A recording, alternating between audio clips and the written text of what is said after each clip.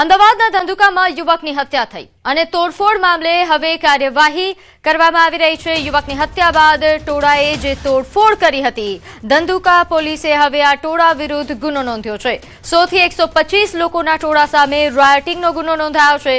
ધર્મેશ ગમારાની હત્યા બાદ ટોળું બેકાબુ બન્યું હતું। ટોળાએ લાકડા અને અન્ય હથિયારો સાથે દુકાનોમાં તોડફોડ કરી હતી। અલગ અલગ દુકાનો, ગેરેજ, હોટેલ તેમજ ખાણીપીણીની લારીઓ તેમજ વાહનોમાં તોડફોડ કરી હતી। પોલીસે ટોળા વિરુદ્ધ ગુનો નોંધી કેસની વધુ તપાસ હાથ ધરી છે।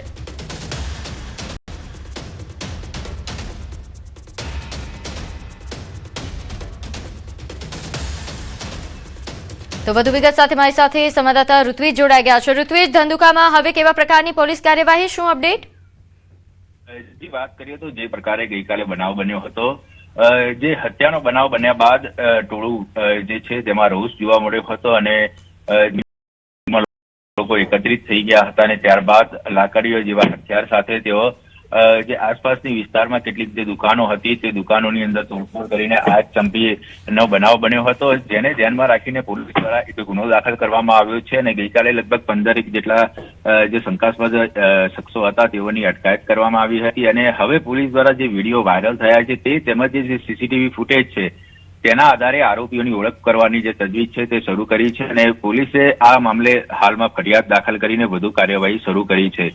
જોકે ગામની અંદર અન્ય કોઈ પણ પ્રકારનો અનિચ્છનીય બનાવ ન બને અને પરિસ્થિતિ વણસે નહીં તેની તકેદારીના ભાગરૂપે એસઆરપી જવાનો સાથે સ્થાનિક પોલીસ અને અધિકારીઓનો કાફલો હાલ પણ ગામના તૈનાત છે। મોડી રાત સુધી પોલીસ દ્વારા કોમ્બિંગ કરવામાં આવ્યું હતું।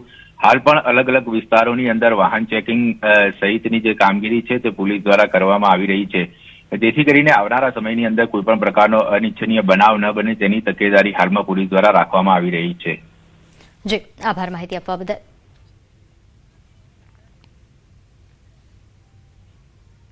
હવે વાત 3 દિવસ વરસાદના રાઉન્ડની।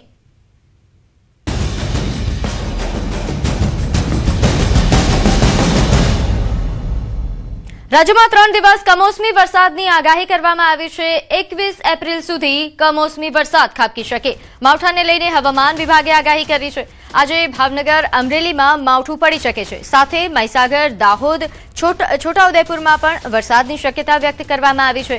આ ઉપરાંત કાલની જો વાત કરીએ તો કાલે તાપી, ડાંગ, ભાવનગર અને અમરેલીમાં આગાહી છે। આ ઉપરાંત 21 એપ્રિલના રોજ ભાવનગર, અમરેલી, ભરૂચ અને સુરતમાં વરસાદની આગાહી છે। અમદાવાદમાં મહત્તમ તાપમાન 42 ડિગ્રી રહેવાની શક્યતા।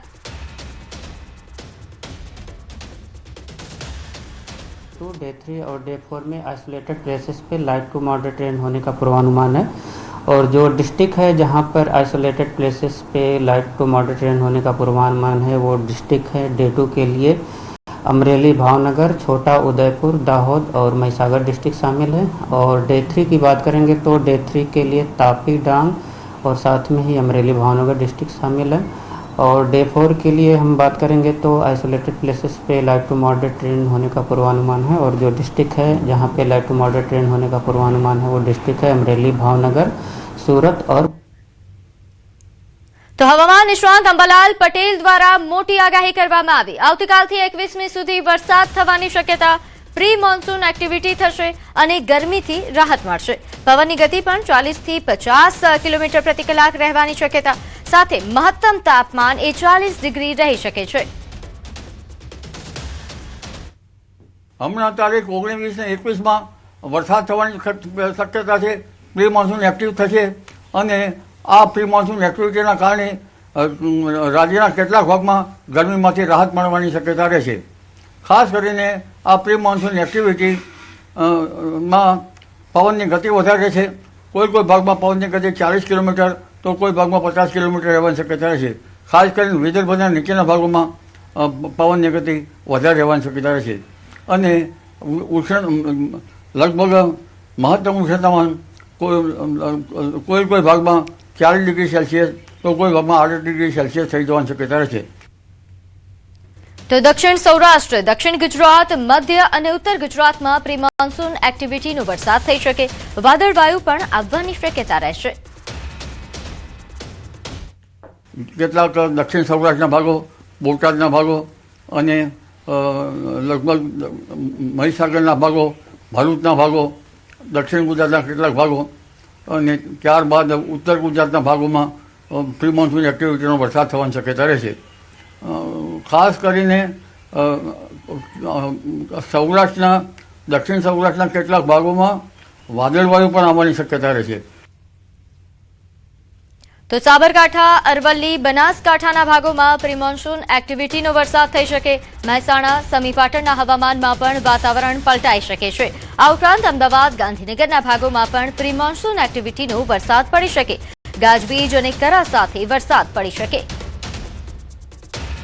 ખાસ કરીને ઉત્તર ગુજરાતના ભાગોમાં પણ સાબરકાંઠાના ભાગો, અરવલ્લીના ભાગોમાં પણ પ્રી મોન્સૂન એક્ટિવિટીનો વરસાદ થવાની શક્યતા રહેશે.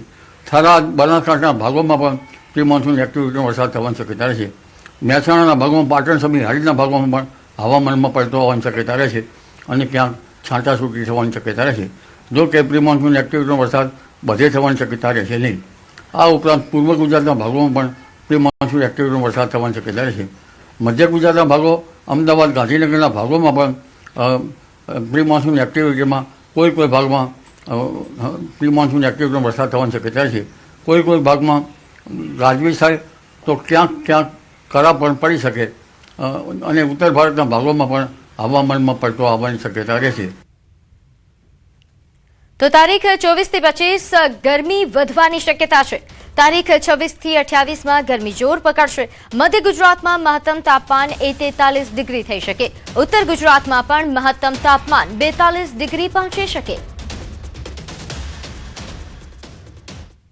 તારીખ 24-25થી ગરમી વધવાની શક્યતા રહેશે. તારીખ 26 થી 28માં ગરમી ઘણા ભાગોમાં જોર પકડશે. લગભગ મધ્ય ગુજરાતના ભાગોમાં, વડોદરા વગેરે ભાગોમાં મહત્તમ તાપમાન 42 ડિગ્રી સેલ્સિયસ થઈ જવાની શક્યતા રહે. કોઈ ભાગમાં 43 ડિગ્રી સેલ્સિયસ પણ થઈ શકે. એટલે 26મી તારીખમાં મધ્ય ગુજરાતના ભાગોમાં આખરી ગરમી પડવાની શક્યતા રહેશે. તારીખ 27 અને 28માં પણ આખરી ગરમી પડવાની શક્યતા રહેશે. આ અરસામાં કેટલાક ભાગમાં વાદળો આવવાની શક્યતા રહેશે.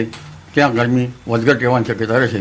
ઉત્તર ગુજરાતના ભાગોમાં પણ મહત્તમ તાપમાન 42 ડિગ્રી સેલ્સિયસ આસપાસ રહેવાની શક્યતા રહે. તો 26 થી 28 વચ્ચે ભેજનું પ્રમાણ વધુ રહેશે. પશુધનનું ધ્યાન રાખવા માટે અંબાલાલ પટેલે અપીલ કરી. તારીખ 26, 27 અને 28માં અકળાવનારી ગરમી પડશે. ભેજનું પ્રમાણ વધારે રહેશે અને આ ગરમીના કારણે હવે ધીરે ધીરે પવનની ગતિ વધશે. ગરમીના કારણે પાથરેલા જે વેપાર કરતા વેપારીઓ અને ખરા તાપમાં કામ કરતા મજદૂરોમાં ડિહાઇડ્રેશન ના થાય એનું ધ્યાન રાખવાનું રહેશે. આ ઉપરાંત પશુધનની પણ કાળજી રાખવાની રહેશે. પાણી અંગે પશુઓને પણ નિરણ સાથે યોગ્ય પાણી આપવાની શક્યતા રહેશે.